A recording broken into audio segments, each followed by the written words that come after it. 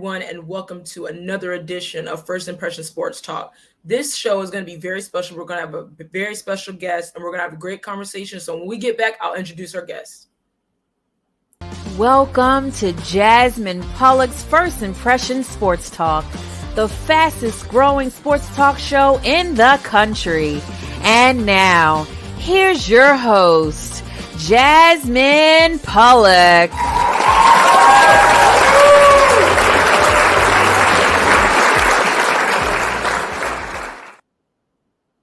Hello, everyone, and welcome back to First Impression Sports Talk. I'm Jasmine Pollock, and tonight we have a very special guest. I'm going to interview this person. We've had this person on before many episodes ago. So let's introduce our guest. It's going to be Coach Pete Wehry. I am so excited that he's here. It's been a while, Coach, so how are you doing? I'm doing good. I was trying to think. I know when we did our first episode, I was in Tuscaloosa, and that was probably close to 18 months ago. It had to be 18 months. Yeah, you've been killing it. You must be killing these episodes out. So I'm grateful to be back and honored. Thank you. Of course. So I'm happy to have you back. The last time we had a great conversation, so I'm sure we're going to have another great conversation. So let's start out. So what's going on? 2023, the new year, we're in the third month. How's everything been going for you? And, what has been happening? What's been going on? So as some of our listeners might remember, who knows, we might have a bunch of new ones. I hope we do. But I work with college basketball. We serve them professionally and familial, and then spiritually if they want it. And I work with a ministry called Nation of Coaches. So the truth is, in the last probably year and a half since we last talked, we continue to grow. We continue to see opportunities to invest in coaches, the teams, the athletes, and it's been outstanding. We've added staff. I'll say it this way, Jasmine. So I joined the ministry in 2013. We had a staff of 4 people. And we had my boss, who's the CEO. We had our COO. And then we had, and I really hope our listeners catch this, then we had a gentleman that had coached at Carson Newman for 9 years. He was the AD and head basketball coach. He also helped start the Black Coaches Association with John Thompson, named Dale Clayton. And then I was the next guy in line. And so we would have a staff call, a Zoom call, and just be the 4 of us and 3 or 4 assistants, financial people, so forth. Now we get on a Zoom call, we're on 2 pages. So, in 10 years, we're now up to a staff of about 30 people. It's overwhelming. Yeah, it's overwhelming. When I first joined, we had what we call character coaches. And the best way I describe that, it's almost like a chaplain in football. Basketball doesn't happen. The reason is because football makes so much money, you can do whatever you want, right? Right. And so when I joined, we had 50. We've now trained close to 300. Right now, we probably have about 100, 190 placed. And I'll jump here, Jasmine. And the reason that somebody will say, what happened to the other 110 is, well, when coaches get let go, then we start all over again. And speaking of that, that day is coming right now. There's 2 websites, Hoop Dirt and Whoop Dirt, WHOOP, which is women's hoop. Both of those, if you're on those, you're going to see coaches getting let go. And what people don't realize, when coaches get let go, it's not one guy. Right. It's 5 other staff members, and then it's often GAs, so forth. It'll be a change of 15 to 20 people's lives out of work and so forth. So we help them when they try to navigate that. And this year they're predicting 60 to 65 Division I head coaches getting fired. That's just Division I. And we deal with 2, 3, NAIA, JUCO. We help whoever we can. So that's how we serve and minister. That's amazing. For us, that's March Madness. Not that. Right. Well, it's crazy. Yeah, that's interesting. You said that a lot of these coaches are getting, let go and different things like that. It just shows how things are changing and how guys are like, okay, now they're leaving and guys are going to different places, new journeys, just not fitting right with the certain organizations. But how is that process like getting, these coaches fired? How have you guys dealt with that? How has that been? How big of a challenge has that been? Well, everyone is obviously intricate in itself. But the first thing is, what you'll have a breakdown of family. Like the wife's like, okay, now we got to move, we got to pack. He's going, where am I going to work? What am I going to do for a living? So you're helping them at first to establish the fact that, they're not the only one that's ever gone through this. In my opinion, God's got them. They'll figure it out. But there's going to need to be adjustments and so forth. And, since the last time we talked, Jasmine, this is really funny because you broached it in a way. Coaches get hired and they get fired. I have a friend who is an interim coach, and I told him to tell the media every coach is an interim coach. Every coach is on the hot seat. And then the other thing is coaches don't just leave because they get fired. And I'm going to go here a little bit. Everybody gets up in arms, especially guys my age. Oh, basketball's changed, NIL, portal. Well, careful how I say this. Coaches have been in the portal their whole life. Yeah. Man, if I can get a better job, and very frankly, the truth is, if I was doing the same thing I'm doing and somebody offered me $100,000 more, right. I might go, I'm gone. Right. Let's be honest. And so I don't get frustrated with all this. And I think we all know this. There's always been finances involved. Mm-hmm. Absolutely. I just saw a special the other day, and they were talking about the SEC, and there was a school, and I won't say what it is, but I don't think it matters because they're all right. And this guy said, "Man, I built this whole workout system, for the players. It's named in our family name." And some guy they got on that witness protection plan, blacked out. He goes, "That's all right. I bought the 3 linebackers." That was 5-7 years ago, right? Right. So now it's and honestly, when you're a college basketball player, and I'm really careful how I say this, you are working. You're owned. You are an employer, man. You're getting up at 6 and you're getting done at 9 at night if you're lucky. That's so true. Very, very, and by the way, coaches live crazy lives. Gone 180 days. We do a lot of work with marriages.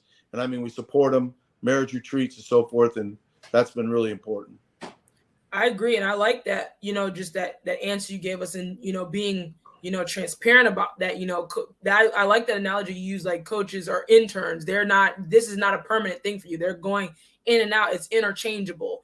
So that's very interesting. I never thought about it that way. So now I'm like, let me do a deep dive in that. But you mentioned something that has the whole college sports world, up in arms about, the NILs, name, image, and likeness. So from your perspective, I know it, when we last talked, we didn't really get in depth about that because I don't think we were like, that was the main focus. But what is your take on NILs? Are they good for college sports? Are they going to expand college sports? Is this going to be helpful or is it going to be a problem? I think there's a couple of answers there. First of all, I think I broached it already that it was kind of, there's always been a way it's kind of gone on. They found ways to help kids financially when they can. Second of all, I'm not sure how it's all going to play out. I think for me to make that judgment would be arrogant because there's so many dynamics involved. But I will tell you this. In 2020, when COVID came out, I was skeptical. I'm just being upfront with you. I realize now that I had COVID before it was cool. All right. I had it in December of 2019. I was sick. I didn't know what was wrong with me, heart pounding. I was exhausted. And I was coming back from a trip, and that's when this all started to break. Right. And as I say that to you, when the NCAA said we're not having a tournament, that's when I knew, this is a big deal. Because the NCAA, I'd love for Jasmine, don't want to put you on the spot and embarrass you, but how much do you think they make in the NCAA tournament? Honestly, I have no idea. $1 billion.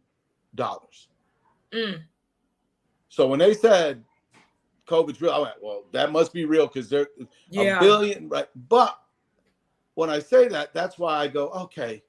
Because there's always this argument. I'm trying to be generous and kind, but the NCAA is all about the athletes, but they're making $1 billion. Now, I know for other tournaments, they're not. When they do some type of field hockey or lacrosse, cross country, I'm not sure if they're making money, breaking even, whatever they're doing. But when you're making $1 billion, I'm just asking you, If somebody gave you 10 million and you put it away, you'd be okay with that? I think I'd be okay. So money's always being made, and I'm careful, on the backs of coaches and players. Yes. So I know numerous guys, and I'm going to put it this way, guys that are now in athletic administration, guys that were players, guys that have a heart for God, that have looked at me and said, man, I walk into it's a Power 5 school, in the bookstore is my jersey, and they're making $75 on that jersey, and I'm getting nothing. Yeah. And someone will say on this call, yeah, but you got your education. That is true.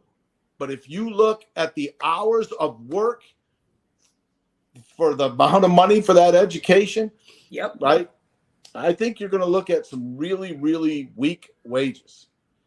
I know athletes have been blessed, but I also think and by the way, another one is, I had a friend say this to me. This was not caused by ADs and athletes. This was caused by presidents of colleges. You know how? Because when the president of college heard, man, Under Armour will give us $100 million if we wear their stuff, give it. Yeah. So, the money's always been involved. So I will go here too. I sometimes wonder if the NCAA is going to make it. I'm wondering if in 10 years we're going to have club sports like they do in Europe. Yeah. I could see that happening, which will change the whole landscape of coaching. I mean, that's already happened. It's hard for some coaches, maybe not just because they're old guys like me, but when I didn't get into coaching to make money. In fact, I didn't make money. All right. That's okay. And I didn't get into coaching. I did probably want to win probably more than I should have. I mean, I was so driven, but I did love people, and I wanted to invest in them. And that can kind of get tossed out when there's so much money involved.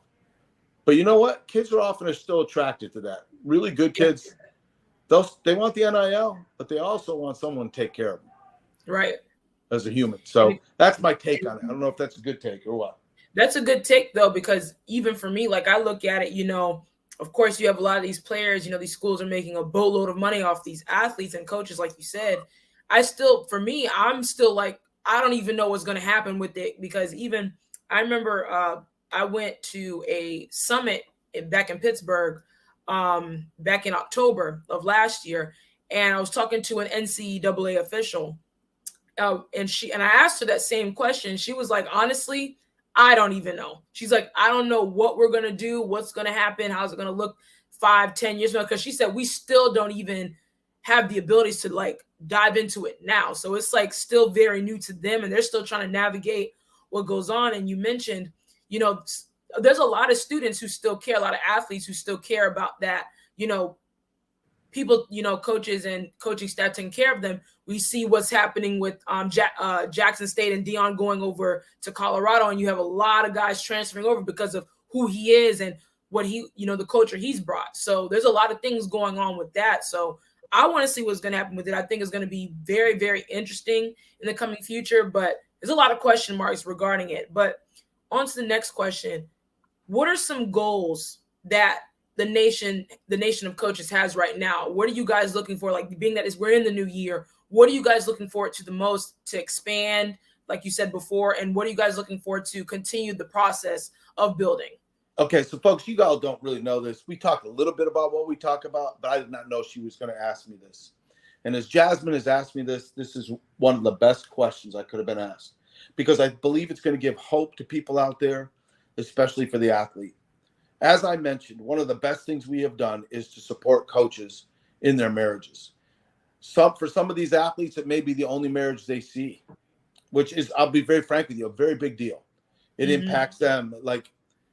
But the next area that we have really begin to address, and I know Jasmine's going to be ecstatic about this, I mean it, is we are working on ways to help athletes with their mental health and the challenges that they face. Yes. So we have already done this. We have partnered with WinShape Ministries, which is with Chick-fil-A. We have counselors. We've done that for marriages. Now we're getting them for young people who are not in a good emotional headspace. I will share one story for a coach. We had a coach who had been in the Army, and he had a very, very traumatic experience. And during the year, he had a real emotional breakdown and considered suicide. We right away got him to some help. Our ministry helped raise money. We raised for him to go away for a month, $30,000 program. Mm-hmm. And he is now almost ridiculously, I could say it like this, the poster child, the spokesman for that group, because he's had such change. And it's been such a testimony to his players, because all of the players have something emotional going on, because we know there's this fictitious world. There's this world where you look on the internet and you go, man, like even now, as I look at this, I'm going to say it, Jasmine, don't reach over here and slap me on the TV now. Okay. Jasmine, you're looking good, but I'm looking old, Jasmine. Okay. And so what I need to do is probably go and make a picture of this. You change the color of my face. Oh, yeah. Can you make me about 40 pounds thinner? Everybody watching be happier. I'd be happier. It's not a real world we're living in. We only see people at their best. We don't see them. And so then a person looks at that and goes, I must not be getting it done. And that's not the truth.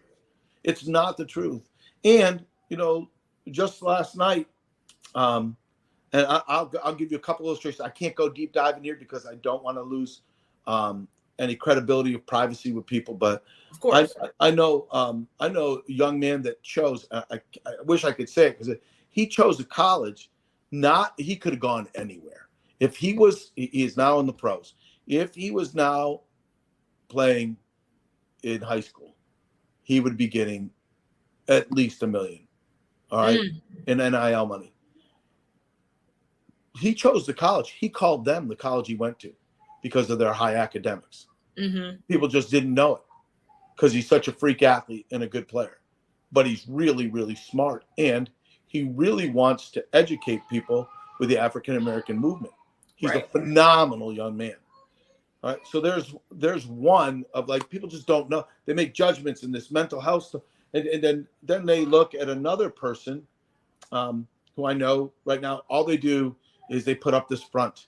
They're majorly insecure, an athlete, and they're on the edge all the time. And then I just happen to be around an organization during trade deadline. You would not believe the mental stress on that in the NBA.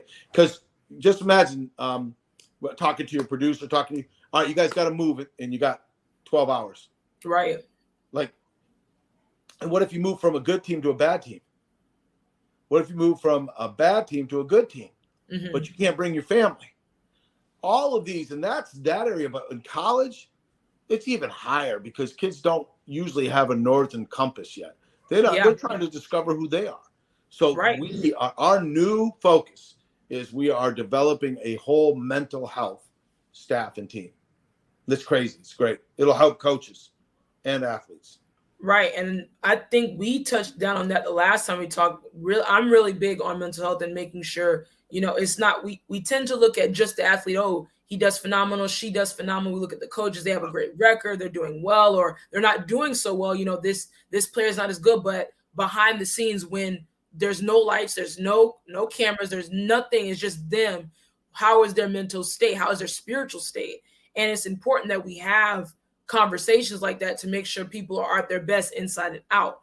So that way they can perform at their best. They can do their best and strive to be better and different things like that. So that's a very powerful thing you said, and that you guys are moving into that chapter now within the organization, which is amazing. And I think people should really take into account mental health. It's not just in sports, but any umbrella in business and so many different things in the world. Life.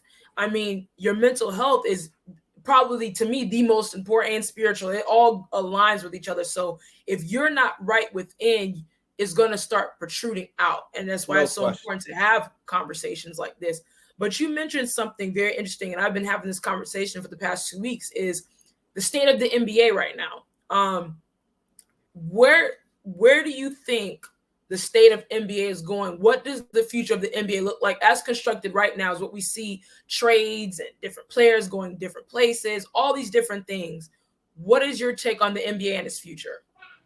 Well, it's really interesting. I'm not as probably attuned to that, but I've been around enough now and been around a couple of scenarios to get a feel for this. It's no different, in my opinion, than business. It really starts at the top of the business It really comes down to what are your core values? Mm-hmm. Who are your leaders? How do they function as an organization? It trickles down, and you'll see, and people don't like this, but bad management leads to bad scenarios. Yes. Okay. True. And so people are attracted to go to places with strong leaders, and not strong in that they're arrogant. It's probably just the opposite. They're humble and they serve their people and they give them an opportunity to grow.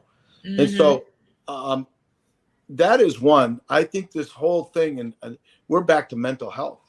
Yeah. When this whole thing with, I don't know it all. I do know somebody that coached Ja Morant and said he's a great kid. That's all he said to me, and I have very good confidence in that. But I'm not in his Ja Morant's shoes. I am not, and I think that's a whole nother thing about mental health and so forth. You know, I'm not advocating either way. I don't know all that happened. That's the first thing. And in media, here we are, media, we have to be very careful not to be clickbait, not to jump to the conclusion. I'm telling you, I know situations going on that are hyper media, and I know some of the coaches involved, and they're not speaking the truth. Mm. And I would say this, man, I know it's a sports radio show. I am so frustrated in our country that we have, if you watch one side and watch the other, you think we live in two different countries. When the fact is, the truth is, Jasmine, and you're in my boat, if we sat here and talk long enough, we might disagree something, but that doesn't mean I hate you. Exactly. In fact, we probably have way more in common, which we've already seen in our conversation here, than we have in our diversity. Exactly. And so we spend so much time. Well, Jasmine said it this way. This is what she meant. I don't know what you always meant. Man, I think, and that's why asking questions is way more important than telling people what to do. So the state of the NBA, it's the organizations, I think, that ask questions, that listen, that lead with integrity, strong core values. I think other organizations, it's a challenge, and you see it play out. You see players say, "I'm out. I'm out." They'll bolt if they'll find a way. So and I agree with that. I agree with that wholeheartedly. You know, and you can even look at the standings alone. Like there's only a few teams, you know, like up here, and then everybody else is like falling behind, and you can clearly see it what's going on in the NBA. But you mentioned something that was so powerful about media. And even though I'm going into that field, I have worked very hard, you know, doing my show to ask questions and have open dialogue and not be biased and just have open conversation like this and getting other people's perspective, because I'm big on that, and hearing other people's sides of things and their stories. So I find that very important. But one last question before we get out of here. And this one, you know, this one just came in the head. Like I didn't even have it written down. I'm good with this. Woo, let's go. So, what advice do you give an athlete or a coach, you know, in the world that we live in today? How do you keep your spirituality intact? How do you keep your moral compass intact? Mm-hmm. How do you continue to be a Christian, a true Christian within the sports world, within the world in life, period, going out working for different organizations that may have different views on particular things? There's a great book that I just got by Lou Giglio, and it's called "Don't Let the Enemy Sit at Your Table." And I'm actually reading that one, and another one on mental health, which is called Mindset by Michael Hyatt and his daughter. All of this deals with this. You have to feed your mind with truth, and you have to call out liars, at least in your mind, like that's not true, and then you don't give them a seat at your table. I think it's imperative that we feed ourselves with truth, and we feed ourselves with that which will encourage and exhort us and make us think true north. With that said, I think you then must be very guarded about social media. And I think everybody would go, duh. That's a duh statement. But there are still so many people that struggle with this. I have a friend that's a coach at a very high level. I wish I could dig deeper. He's unbelievable. He's unbelievable because he doesn't have any of that. And he knows who he is. He knows what he believes, and he's not going to budge. And it's not arrogant. It's actually the exact opposite. Whenever the team struggles, he takes the blame. He is a phenomenal, strong leader.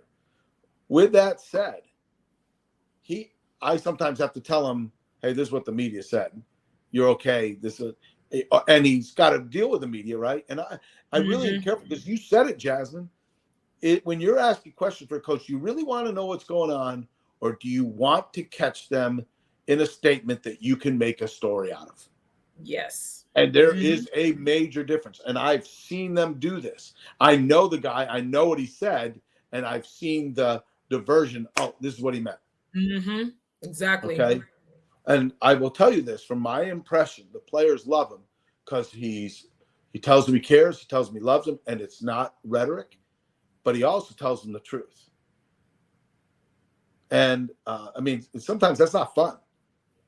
Like my stepfather was probably the most influential man in my life. And he would look at me and go, hey, basically suck it up, Buttercup. You're being a baby. Right. And I didn't like hearing that. Meanwhile, my mom's going, he's fine. He's fine. That was the liar, right? She'd be upset right now. She knew I was saying this because no, you were. No, I knew I had issues. I knew I was arrogant. I knew I was proud. I didn't yield to humility. I dug in, and so I think that's really important that we help kids and adults feed your mind with truth and put up barriers to non-truths, negative talk. It's so unbelievable to me. Even that you and I can have this. I'm gonna be real honest, folks out there listening. Jasmine and I are having a conversation. I'm gonna walk away encouraged. That's what I should walk away. Right. I shouldn't be Debbie Downer all day long, and we have way too much of that.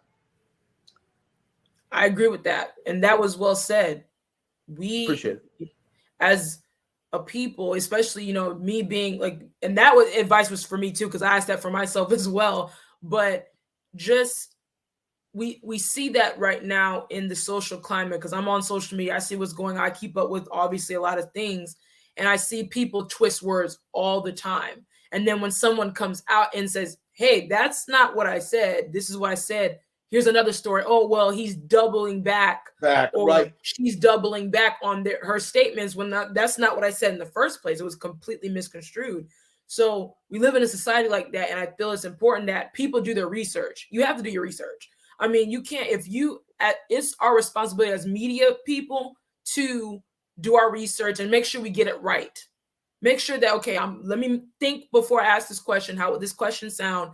And would it be comfortable to ask this question in this moment in time? That's the type of person I want to be in this field, is to ask the real questions that give influential and impactful answers. That's love what that. I want to do. And you're headed that direction. The last advice, if you said for you that maybe I give you this advice, I give it to any young coach, young athlete. There's a process in all this. With what I'm doing, I am sometimes humbly shocked. I walk into certain places and get to serve different people, coaches, so forth. Right. And I go, man, I wish I'd known that. No, I wouldn't have been ready 40 years ago. I wouldn't have been ready 30 years ago. I am. Here's the cool thing. I've learned so much, but here's the even cooler thing. I'm still learning so much.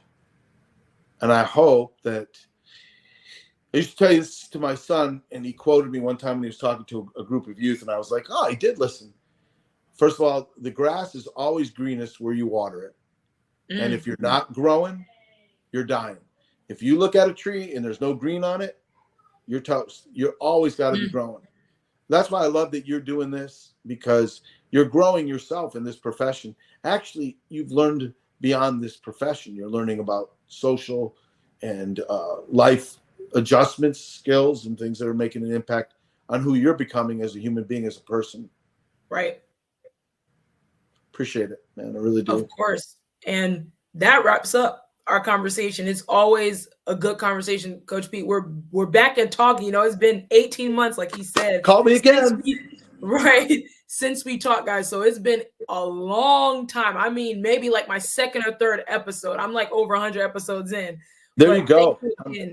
Thank you again, Coach Pete, for being on here and giving your expertise and giving your testimony and just talking to us and giving us advice, giving the audience advice.